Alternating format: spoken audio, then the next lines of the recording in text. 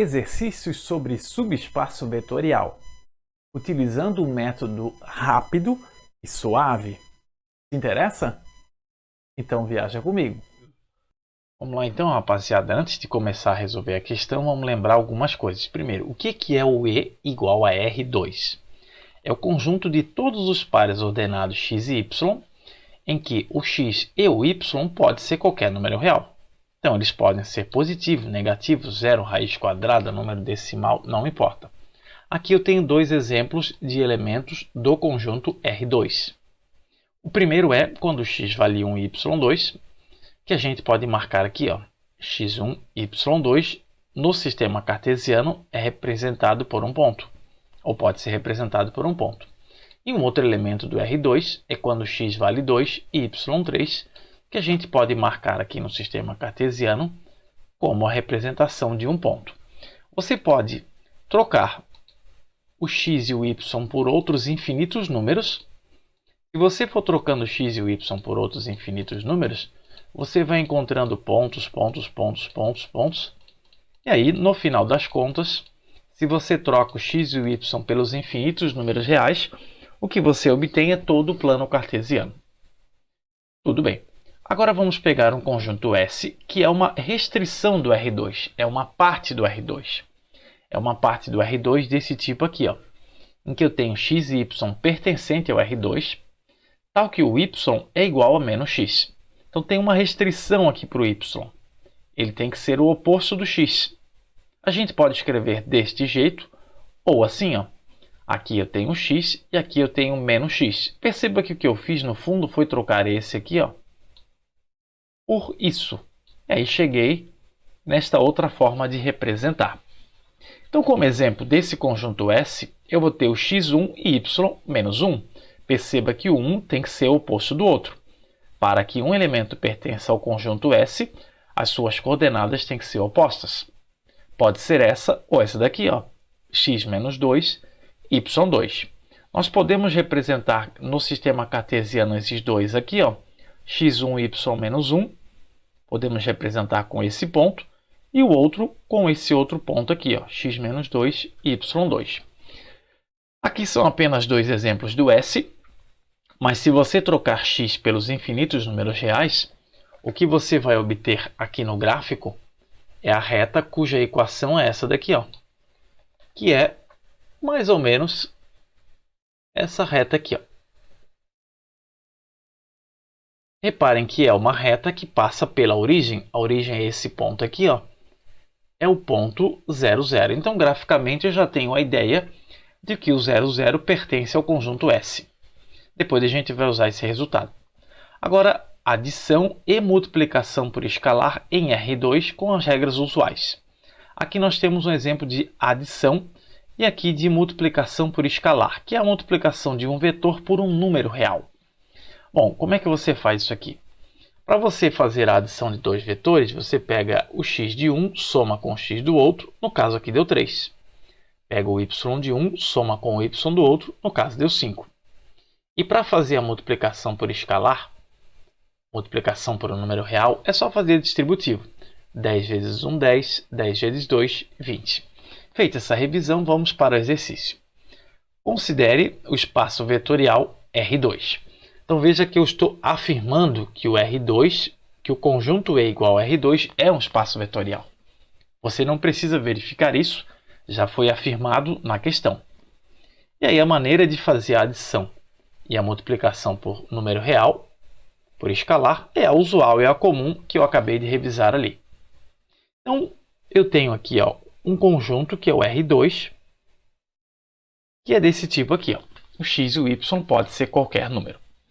E eu tenho um outro conjunto S, em que é uma parte do R2. Quando aqui for x, quando o outro valor é o oposto do x. Então, o S é uma parte do R2 desse tipo aqui, ó, x menos x. Para um elemento pertencer ao S, ele deve satisfazer a esta condição, que é a segunda coordenada tem que ser o oposto da primeira. Então, por exemplo, se eu pegar um elemento assim, ó, 1 e 3, perceba que ele pertence ao E, mas ele não pertence ao S. Para pertencer ao S, uma coordenada tem que ser oposta da outra. E aí eu quero saber se esse S é um subespaço vetorial de E. Bom, nós temos um método que consiste em 3 etapas. A primeira é verificar se o zero pertence ao S. O zero do conjunto em questão, né? No caso, quando a gente está no R2, o zero é esse aqui, ó. Se fosse no R3, né, teria uma terceira coordenada. Se fosse em matrizes, seria algo mais ou menos assim, né? Então, o zero muda conforme o conjunto em questão. No caso do R2, o zero é esse aqui, ó. Eu quero saber se ele pertence ao S. Bom, você deve se lembrar que o zero a gente não define sinal. Então, zero é igual a mais zero ou igual a menos zero. É tudo a mesma coisa. Bom, você concorda que esse par 0, 0 é a mesma coisa que 0 menos 0? Porque esse 0 e o menos 0 é a mesma coisa. Então, veja que isto aqui, ó, satisfaz a esta fórmula aqui, ó. Vamos chamar de fórmula aí, né? Ou essa restrição aqui, né? Em que um é igual a menos o outro. Por isso que eu sei que o 0, 0 de fato pertence ao S. Então, a primeira condiçãozinha aqui fechou. Vamos analisar a segunda. Eu quero ver se U mais V pertence ao S. Bom, eu vou pegar um elemento genérico do conjunto do conjunto S, desculpe. Vou pegar dois elementos. Um deles é o U e o outro é o V. Reparem, vou colocar aqui x1 e aqui x2.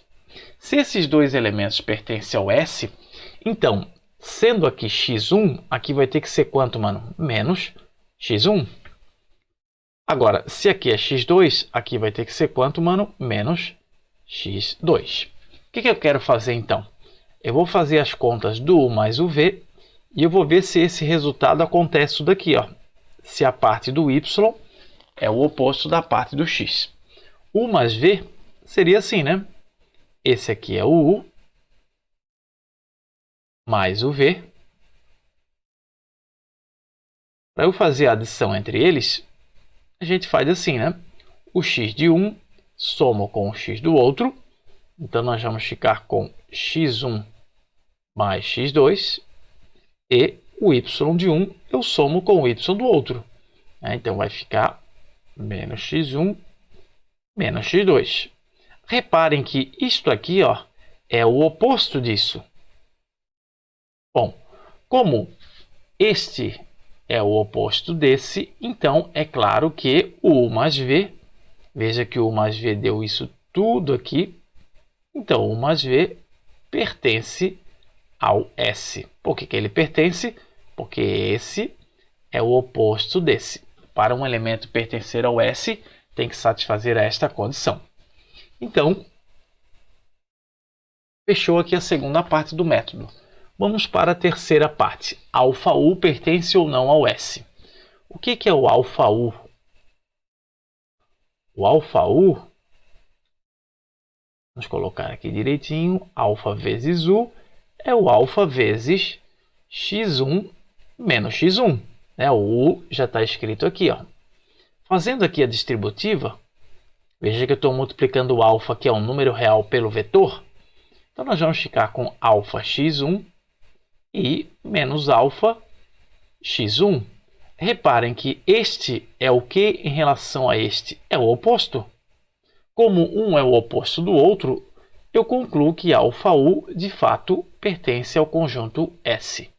Portanto, seguindo o nosso método, foram satisfeitas as três condições. O que eu concluo?